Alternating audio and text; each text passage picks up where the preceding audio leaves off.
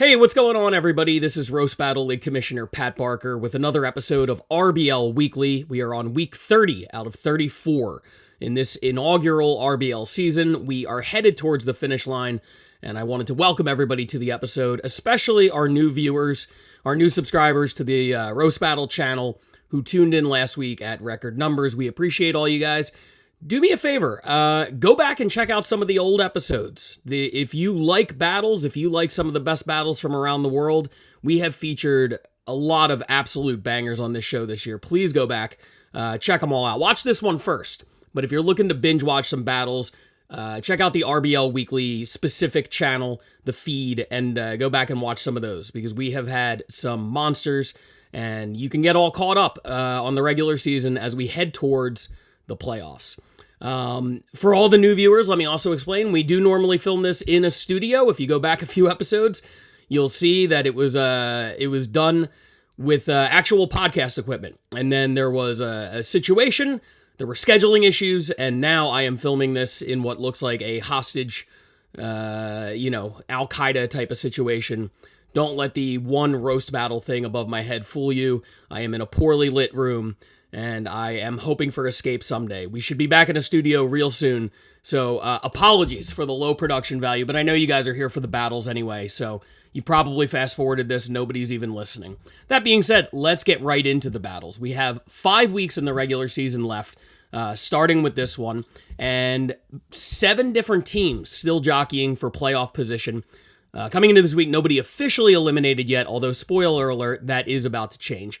So without further ado, let's get into it. And we're going to start with the number 5 battle this week. And it comes to us from a city we haven't seen on here in a little bit, Barcelona.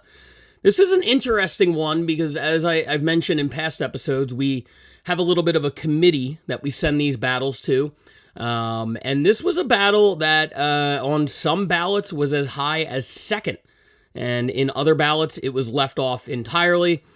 One person cited a reason for the low ranking, that it devolves into a lot of racism in the middle. Some other people, I think that's the reason they had it as high as they did. So different strokes for different folks. I really like this battle. I think it's a lot of fun. And it's a good return to form for Barcelona, who took a couple months off. Nice to see them back. It's the number 5 battle this week. It's Esther versus Mariah. Here it is. Esther here, my friend, who I basically just got to know recently. She's been through a lot. She's been through a lot in life, a lot of abandonment. In her childhood, she was abandoned by her father. And in her adulthood, she's been abandoned by her hairline.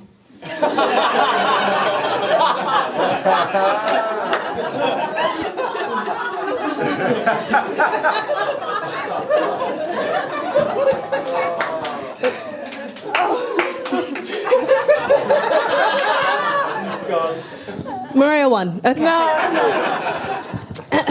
I've been really worried about roasting Mariah, simply because her life is just so sad. True. Then I remembered that her ancestors owned, killed, and raped mine, and then I got over it.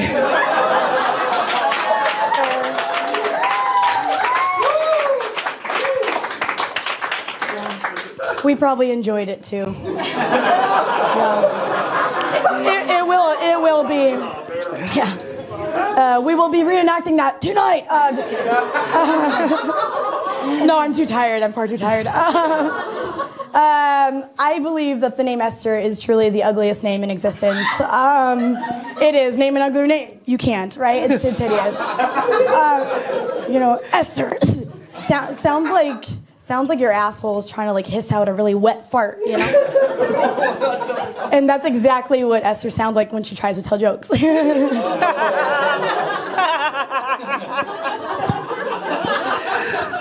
That laugh, though. Oh my God, you're really good at this. I'm really not. Why do I feel like that was passive aggressive? Personally, I'm really jealous of Mariah's chameleonic face. Chameleonic, that's a big word, I know. It really is. She looks like Boo from Monsters, Inc. Thank you. If she discovered crack.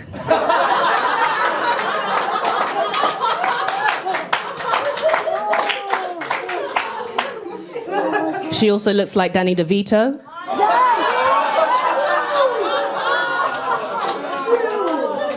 If he was unlovable.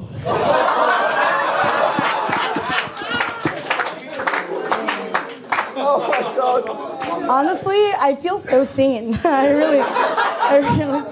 You shouldn't be.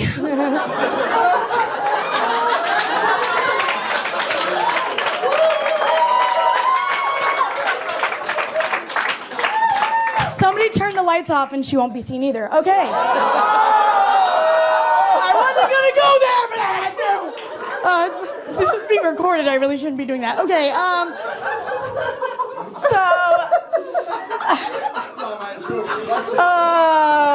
Okay, I just popped a blood vessel.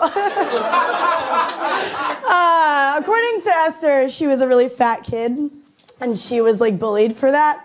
But I find that really hard to believe because normally fat kids develop a personality. And there's just nothing there. Her biggest hobby is collecting coins. I'm not kidding. She collects coins. Really, that name, 96-year-old white woman, she's putting it to good use.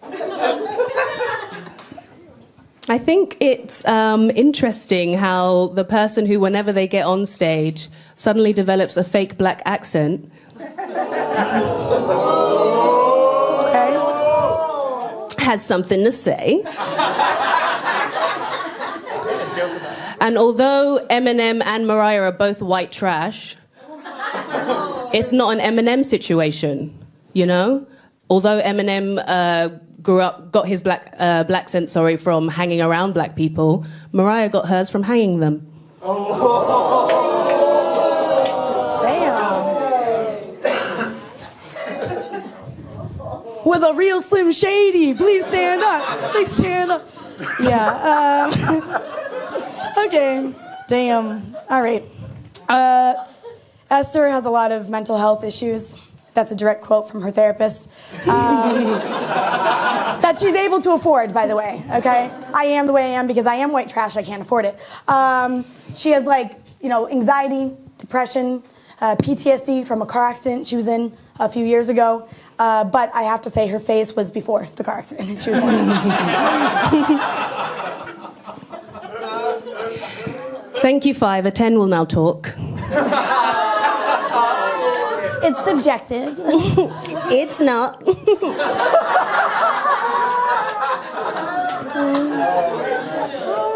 I think we can all agree that Mariah's ugly. Yeah. But despite appearances, Mariah isn't actually the product of incest. No, Mariah actually stopped inbreeding in her family. Her uncle, brother, cousin took one look at her and went, pass. That's really interesting, coming from the fact that your uncle wanted to meet you before your own father did. So, true story. It's true.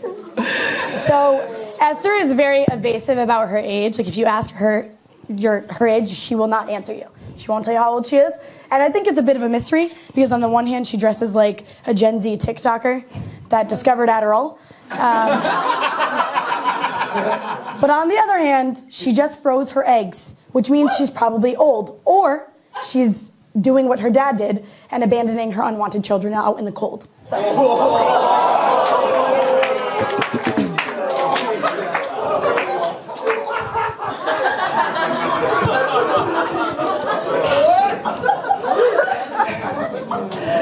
It's fine. I don't mind Mariah saying things about my dad that abandoned me because, at least I have a backup parent.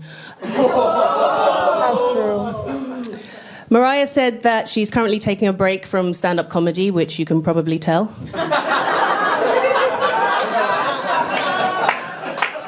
I'm gonna sit down. She's focusing on her poetry now, guys. And her work really elicits strong emotions from me, I have to be honest. Like, now I'm really pro-euthanasia. So that was the number 5 battle this week, coming to us from Barcelona. Returning to the podcast for the first time in a while. Looking forward to see what Barcelona has as they try to finish the season strong. They might be out of playoff contention, but it's never too late to play spoiler and to make an announcement that, hey, we're going to be back next season and we're going to be kicking ass. So great job, Esther. Great job, Mariah. And let's stay international now for the number 4 battle. And this is a championship fight from Tokyo. Tokyo is one of my favorite stories because they are going as hard as humanly possible to get this second playoff spot internationally. They trail Scotland.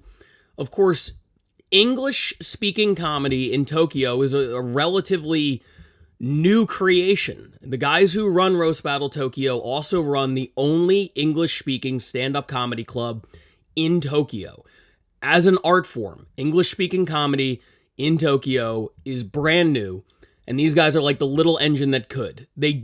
Scotland, London, these other cities have obviously a huge head start with English being the primary language spoken. Tokyo Comedy Bar opened a couple of years back, and they are trying desperately to not only be a part of this thing, but to really make a run and get that second playoff spot. And they were originally looking at doing one show every 5 to 6 weeks. They thought that's what the talent base, the pool, everybody could handle. And as they're getting closer, they said, fuck it, we're going to go for it. We're doing one every 3 weeks, which is really, I know how hard everybody over there is working. And they are going to pick up 2 more points here for the number 4 battle this week. This is a championship fight between Jay Yamaki, who we've seen on this show before. He is the top dog over in Tokyo. He's put up quite a few Roast Battle League RBL weekly points for his city, and he gets 2 more right here in a title match that, from everything I understand in the building, maybe a little bit of controversy. Not everybody agreed with the decision. Of course, we don't focus too much on the winners and losers here. We just focus on the quality of the battle. But we could talk about that when it's done. Without further ado, this is Jay Yamaki defending his title against Mike Paxman, and it's number 4 this week. Here it is. Right. Jay Yamaki, ladies and gentlemen. Give it a round of applause to Jay Yamaki. I wanted to give you one at the start because you're not going to get any more. Jay Yamaki used to translate adult Japanese comics into English as his career. And he's left that line of work behind, but it still affects his life in many ways. For example, he still bases his haircut on Japanese pussy.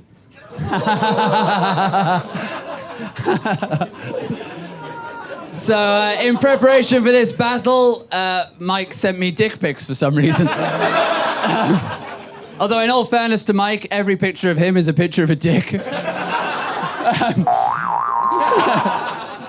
I'm glad you sent them because they inspired a joke. So Mike's penis is like a piece of chalk. Small, white, and used to teach kids a lesson.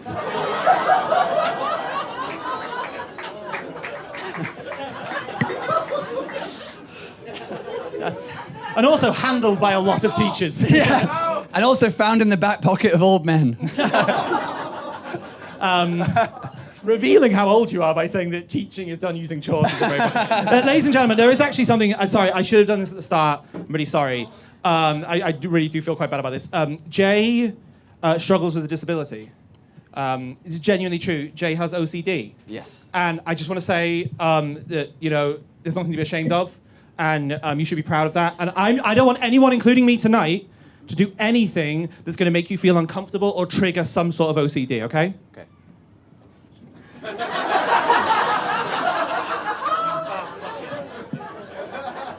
Pretend that's here, yeah?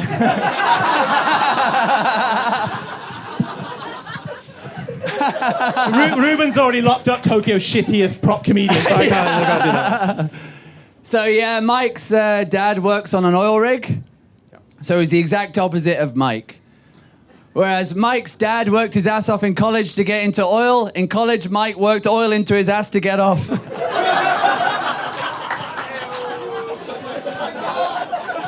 Everyone wonders what caused that massive spill in Mexico. 2 weeks and 4 liters of tequila. Jay's married. Yes, perhaps for a bet. And yes, I know. She's devastated. She was like, now how am I going to fucking ruin my life? Yeah. Jay is married, and a lot of people like to refer to his wife as Beauty and him as Beauty and the Beast. But I don't really get it because I've seen your wife, and I don't think you're that beautiful. pale as old as time. I've been insulted about my appearance by the guy who looks like he raped Uniqlo.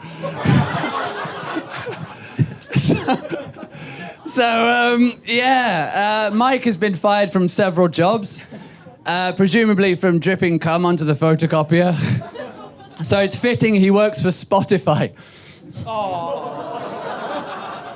If you'd like to hear Jay Yamaki on Spotify, you fucking can't. Now, as you may have seen tonight for the promo for this show, they put out a version of the poster where I was Ron Weasley and Jay was Hagrid, right? But I don't really get it because I don't think you really look like Hagrid. And also, Roast Battle staff, I actually found that poster quite offensive. Because about this time last year, Robbie Coltrane, who played Hagrid, died. Which means that his body has been slowly decaying and rotting away for over... Oh, no, I do see it. Yeah.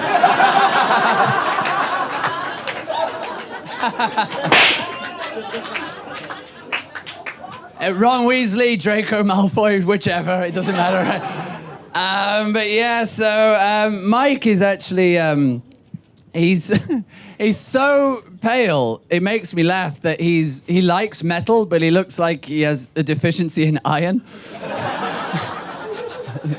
Mike's so white, I thought his full name was Mike Kampf.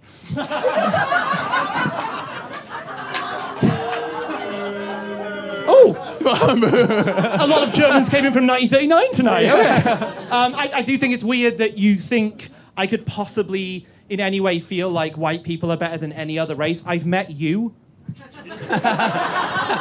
And looked in the mirror. Yeah. If Yamaki dies and France sinks, we'll talk about it. As I said, Jay's married. Again, if his wife's watching this, we'll put a number on the screen. You can call us to get us out of there. But Jay is married. And he told me, and it was quite genuine, he said, I've never cheated on my wife. I'm very faithful. I find that quite hard to believe because you look like you're dying of every STD at the same time. You are the worst case of syphagonitis B I've ever seen. The audience are like, what does that word mean? Mike, the only reason why Mike started doing comedy is because he thought his partner had planned a surprise gangbang for him. Can you imagine his disappointment when he found out the actual meaning of open mic? Thank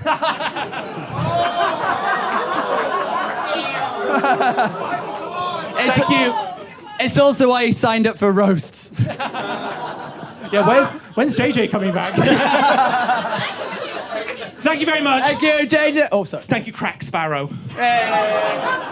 So there it was, the number 4 battle this week from Tokyo, Jay Yamaki versus Mike Paxman. And, you know, we only show the battles on this podcast. We don't show what happens right before the battles, what happens right after the battles. We don't talk about the judging. We don't do any of that. But I think it's important to have a little bit of context behind that one. There was a chatty crowd in Tokyo for that battle. And I think the perception of some people in the audience was that a few audience members were being obnoxious and perhaps ruining it. And Jay Yamaki, this is an old school, comedy thing. And it usually works, by the way. If you go up there and there's a few loud people and you call them out and tell them to shut the fuck up, usually the entire crowd has your back and you win them over. Jay tried that in the intro and it didn't exactly go according to plan. It just kind of made the energy a little bit awkward. That was my perception of it anyway, watching it. So Jay dug himself a hole, had a little bit of an uphill climb to get out of that hole to try to defend his title. At the end of the day, he was ruled the winner. He did retain the title. He is still the champion. And Mike Paxman gave it a hell of a run. Really, really good effort out of him. And I agree with everybody over there in Japan. That fight could have gone either way. And it is the number 4 battle this week. So they pick up 2 more points, move a little bit closer to Scotland as we head towards the end of the season. Now let's go stateside. And we go to a team that is desperately trying to get that second playoff spot over here in America. I'm talking about Austin, Texas. Austin coming into the week at number 4. Fourth rather in the division, a few points behind New York, trying to pick up some ground, and they posted the number 3 battle this week. This is from the Creek and the Cave. It is Jack Timmons versus Maverick McWilliams. Check it out. Maverick looks like he wants to build the wall, but only if they put glory holes in it.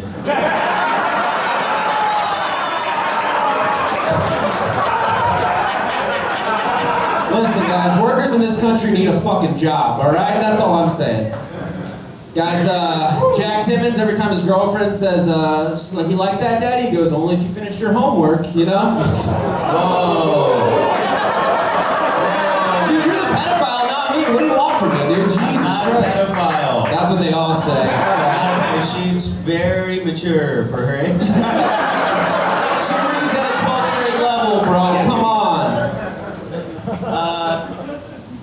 Folks, would you... Folks, what if I said that Maverick McWilliams graduated from Harvard? Wouldn't that be fucking insane if I said that? Wouldn't that be fucking... Wouldn't you be like, what the fuck? It could happen. Anything could happen. That was the joke. Oh my god. Jack Timmons actually has a really good job. He's an accountant for the fucking Keebler Elves, you short bitch. You kidding me, dude? Come on, Everett, take the lips out. Come on, Everett, right there. Hell yeah. Take the fucking lips out. All right. Maverick takes a lot of Adderall. He loves Adderall. Hey, Maverick, what are you studying for? An IQ test? Ooh, they get worse. They get worse. Jack's greatest mission in life is to kill that fucking owl that keeps stealing his Tootsie Pops. You know what I mean? How many licks does it take, Jack? Oh, I'll tell you how many, however many you can get in within 30 seconds. That's how many licks it takes. 'Cause that's how long you last. You know what I mean? Thank you for groaning at that. Jesus Christ. Yeah, thanks for putting your mustache on straight today. That's very nice of you. Thanks for penciling yours in. I appreciate that. Guys, Maverick McWilliams, this guy has 7 DUIs. Ladies and gentlemen, this guy can't even drive a golf ball.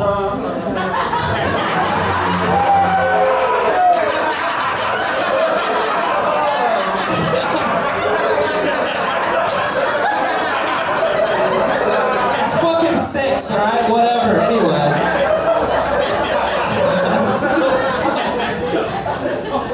Jesus fucking Christ.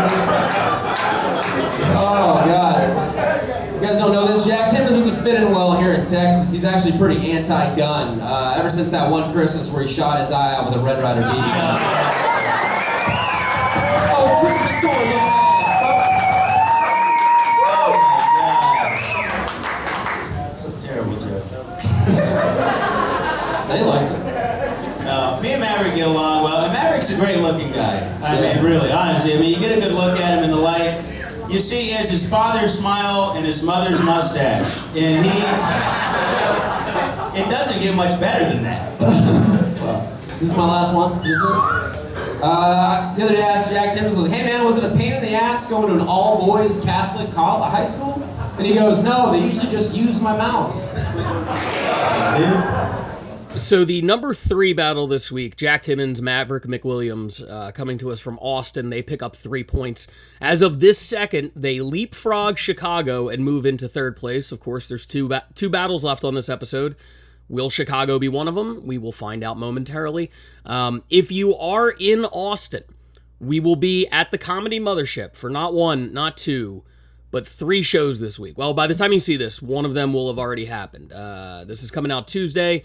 Monday, we will be at the Mothership for a huge international event with battlers from 8 of the 12 RBL cities in town. I'm looking forward to having footage of that show on this podcast sooner rather than later because, man, are there some battles on there that I am really, really excited about. And then on top of that, sort of last second, we get thrown, hey, do you want to come back on Thursday and do 2 shows at 7 o'clock and 10 o'clock? It is a lineup, who's who, of all the best battlers in Austin. They will be performing. We have 10 unique battles across the 2 shows, 5 on each show, 7 o'clock, 10 o'clock. If you're in the Austin area, by the time you hear this or see this, chances are tickets might be sold out, but check out the Comedy Mothership's website, and if there are any tickets remaining, jump on those. The roast battles at the Mothership are always insane. And if you haven't been down there yet, and if you live in the area, you're messing up. You got to get there. It's incredible. It's a great time.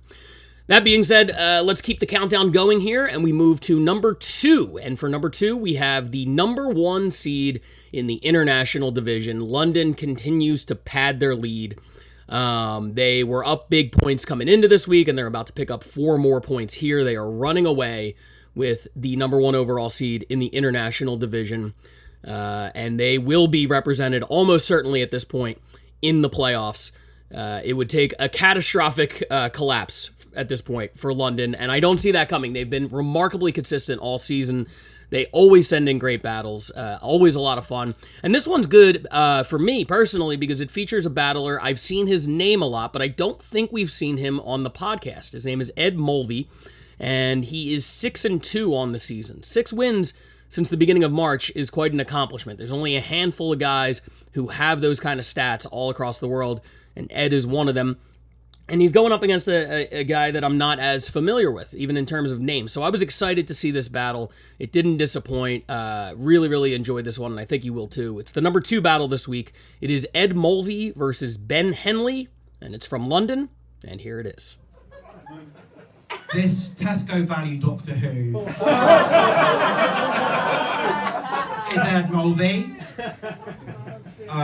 Ed's vibe is like Willy Wonka. But if Willy Wonka gave up on making chocolate and decided to focus on making bad things happen to children. We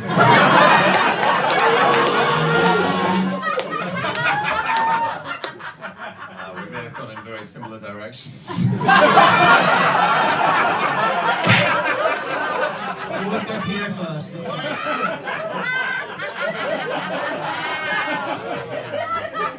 might actually recognise Ben Henley from when he moved into your area.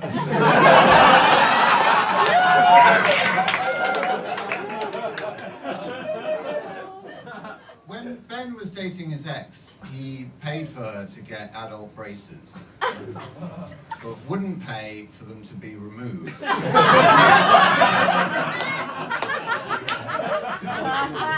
all instinctively know that should be illegal. It's not. It's actually so evil and weird, no one's done it before.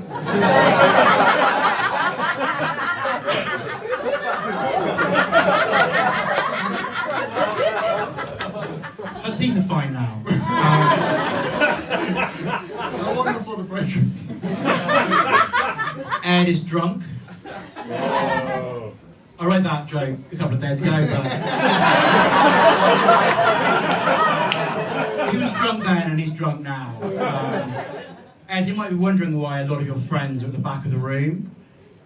We care about you, mate. You've got to stop doing this to yourself.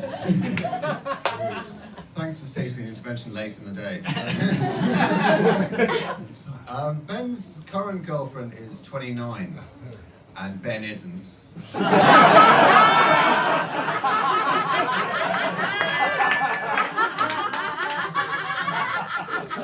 Almost exactly half his age plus 7. Which is fine, right? Which is fine, that's the rule. Ben heard half his age and 7 and thought, great, a threesome.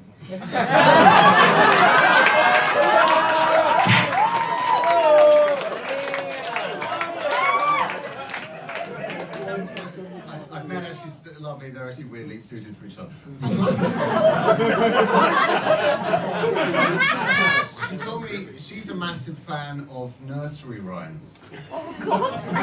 Turns out if you get creative, there's a lot of loopholes in the age of consent.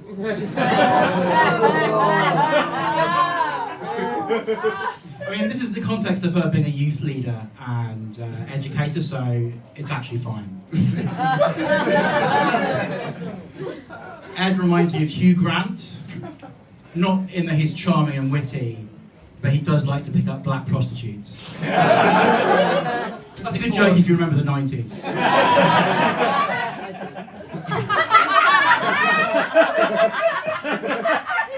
They fall over, you know, sometimes they hit them in the car. Ben takes pills to lower his cholesterol. So he's trying to make his own body age inappropriate. So masturbation aids. Might have landed better if you weren't so drunk. Ed looks like if Tim Burton drew an incel.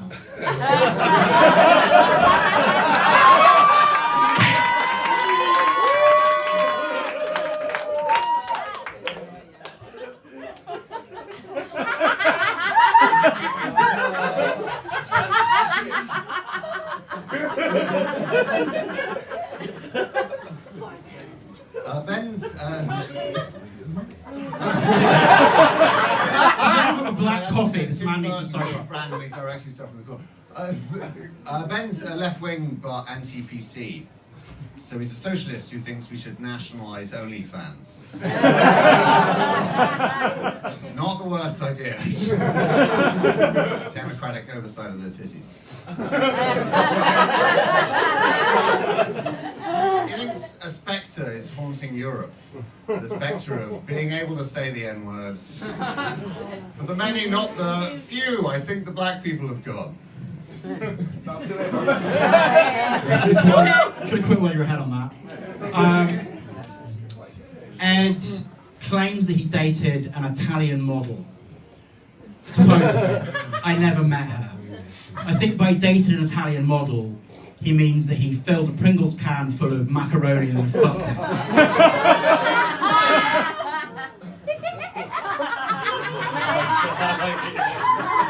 Ben has a beard and glasses. Because if you believed in stereotypes and knew you were a paedophile, it's exactly what you would go for. Prosecution rests. So there it was, the number 2 battle this week, coming to us from London, Ed Mulvey versus Ben Henley. A lot of fun, really good battle. London continues to dominate internationally. They pick up 4 more points, extend their lead over Scotland and Tokyo for that top seed. They look to be well on their way to winning the first international division in the history of the Roast Battle League. Congratulations to London on another great week. And speaking of cities that are looking to win their division, let's go stateside. And we go to New York City. Now, this is a big week for New York. They've had Austin and Chicago breathing down their neck for weeks now. They posted the number 1 battle this week, which serves a couple of purposes. Number 1, creating distance between them, Chicago, and Austin for that second and final playoff spot. But also, they have now moved very close to Los Angeles for the number 1 overall seed. We're going to talk about that, cover the standings coming out of this battle. But they did it this week with an amazing battle, a lot of fun from their roasted show. This is Luke Davis versus Andrew Manning. It's the number 1 battle this week. Check it out. Guys, give it up one more time for Andrew Manning, my opponent. Give it up for him, please. Andrew, if you're here, who's in that van with all the computers helping the protagonist with the casino heist? I'm just kidding. The only time he ever did anything like that was when he helped all those guys break into the Capitol. Guys, come on. Keep it going for Luke. Look at her. She's had a hard life.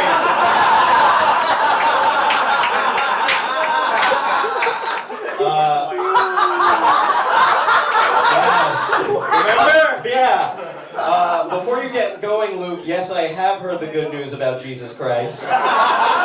It's funny you look like a youth pastor because you also look like Jesus if he could turn water into natty light.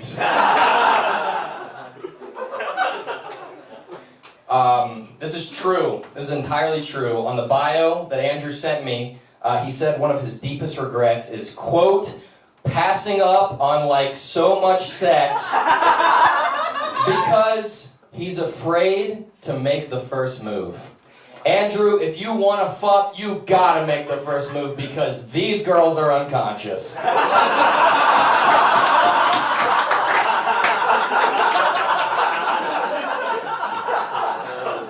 I did say that. Why did I say that? It's true, I passed up on a lot of pussy. For me. You know. Luke doesn't have a great relationship with his mother.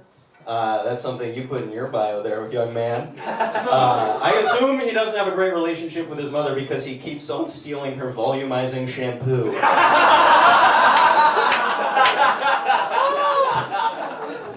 That bitch has split hands anyway. Andrew, he's actually lost, he looks good, he's lost a lot of weight. It used to be fat, which he blames on video games.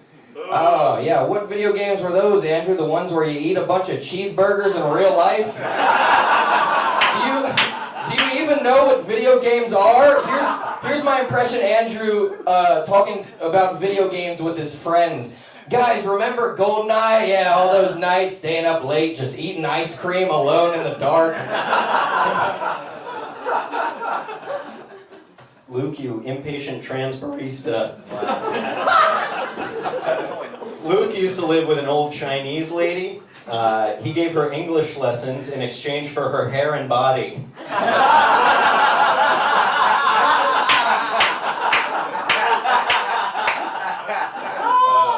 Andrew Manning, or as I like to call him, Andrew Man, question mark? This is a question that has confounded doctors for nearly 3 decades. One doctor tried to answer it by prescribing you testosterone. He takes testosterone. Andrew, you can take testosterone supplements and lie about being a man all you want, but to slightly misquote the great Shakira, birthing hips don't lie. Take off those ice cream cone-shaped jeans and show us your pussy.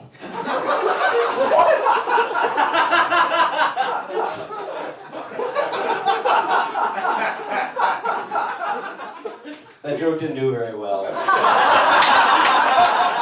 was interesting because don't you normally tie your hair up before sucking dick?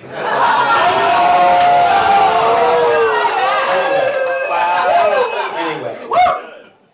Vietnam War protester, National Guardsman about to make history. No, it is good to be here with Luke before he is inevitably killed in a rock climbing accident. Okay, last joke. Andrew Manning is his name. It's also what a retarded guy says when he watches Andrew take his testosterone supplements. Andrew Manning!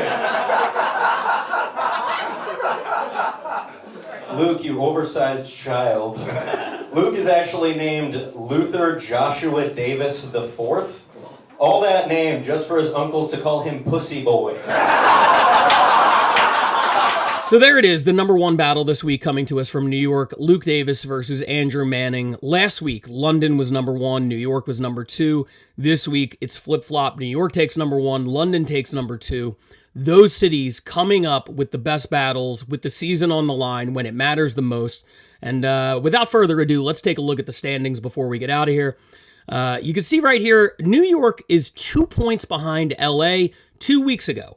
2 episodes ago, New York was 11 points back. They've picked up 9 points in 2 weeks. They sit 2 points behind Los Angeles for the number 1 overall seed. They've also extended their lead quite a bit on Austin and Chicago. Just 2 weeks ago, they were 1 point ahead of Chicago, 3.5 ahead of Austin. They have blown those races a little bit more wide open. I won't say it's over yet. Austin and Chicago have 4 weeks to go. They're going to keep swinging. But New York is in the driver's seat. They've put themselves in a position where if they keep posting top 3 battles, it's going to be very, very difficult for Austin and Chicago to keep up. It'll be impossible for the Bay Area and Denver. They are our first 2 cities to be mathematically eliminated this season. In the remaining 4 weeks, I would expect them to try to play spoiler for some of the cities ahead of them and come back strong for the 2024 RBL season. Over on the international side, London also picks up 9 points over the past 2 weeks. They have blown that race wide open. They were 5 points up on Scotland a couple weeks ago. They are now 14 ahead of Scotland. London can clinch a playoff spot, I believe, as early as next week, if my math is correct. Scotland and Tokyo, still the race to watch. Scotland's lead over Tokyo now down to 2 points. They both have one major show left this season to send us battles from. May the best city win. I'm excited to see what we get out of those two. Barcelona posts a point and moves from last place into a tie for 4th. Australia, Barcelona, Toronto, all knotted at 16 in 4th place internationally. They can be mathematically eliminated, all 3 of them, as soon as next week. They will continue to fight and try to make sure that that doesn't happen. Okay. That is it. If you like what we're doing here on RBL Weekly, if you like the idea of roasting as a competitive sport and you want to follow along with us even more, make sure you follow me on Instagram at RBL Commish. That is where we post the battles of the week. That is where we post the standings, the MVP races, everything you need to know about the inaugural RBL season can be found at RBL Commish on Instagram. Until next time, I'm Pat Barker, and this has been RBL Weekly. We'll see you guys next week. Thanks.